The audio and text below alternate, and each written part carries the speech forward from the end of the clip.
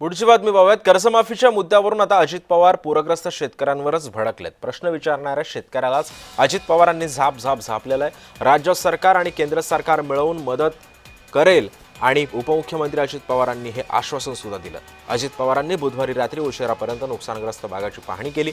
काल रात्री 8:30 वाजता अजित पवार पूरग्रस्त भागामध्ये दाखल झाले होते।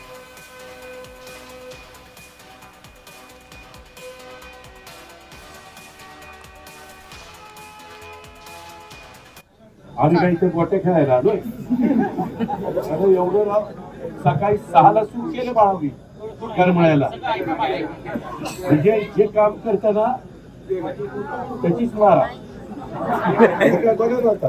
एवढं जीव तोडून चालतोय, अजून पण एका ठिकाणी जायचंय।